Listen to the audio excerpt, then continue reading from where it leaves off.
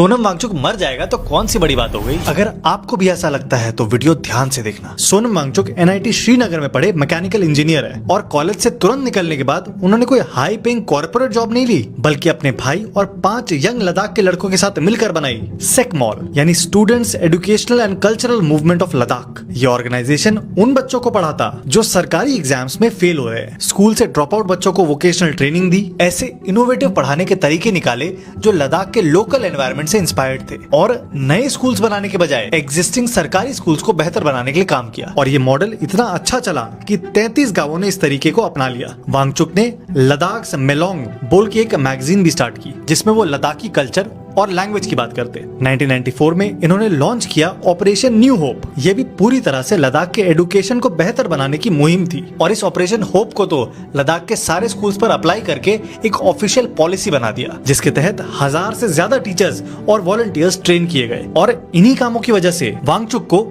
Jammu and Kashmir governors medal भी दिया गया। अब सरकारी स्कूल पर काम करने के बाद इन्होंने अपना खुद का एक रेसिडेंशियल स्कूल खोला और उन बच्चों को उसमें रखा जो ट्रेडिशनल एजुकेशन सिस्टम में नहीं पढ़ पा रहे हैं। उस कैंपस को पूरी तरह से सस्टेनेबल बनाया, solar heating, lighting, cooking use करी, नई आर्किटेक्चर टेक्निक्स यूज की ताकि कैंपस पूरी तरह से इको फ्रेंडली हो। और ये टेक्निक्स इतनी सक्सेसफुल हुई कि इसकी इन्होंने शेशियोन सोलर अर्थ बिल्डिंग्स बोल के एक नया वेंचर स्टार्ट कर दिया जो पूरे रीजन में एनर्जी एफिशिएंट कंस्ट्रक्शन करती, जो लद्दाख के क्लाइमेट को सूट करे। 2005 में इन्हें सेंट्रल गवर्नमेंट ने देश के एलिमेंट्री एजुकेशन की गवर्निंग काउंसिल का मेंबर भी बना दिया और इन्होंने नेपाल और भूटान के एजुकेशन को भी सुधारने में हेल्प की। 2012 में इन्होंने शुरू किया अपना आइस स्तूपा वाला प्रोजेक्ट, जिसके तहत वो पानी जो वेस्ट हो जाता था उसे ठंड के महीनों में स्टोर करने का एक बहुत बेहतरीन तरीका निकाल दिया। फिर वो गर्मियों में पानी रिलीज करता और यही आइडिया इन्होंने स्विट्जरलैंड तक पहुंचाया। इस काम के लिए इन्हें कई इंटरनेशनल अवार्ड्स भी मिले, जिसमें global award for sustainable architecture और रैमन मैगसेसे अवार्ड भी शामिल है। 2017 में इन्होंने एक और इंस्टीट्यूट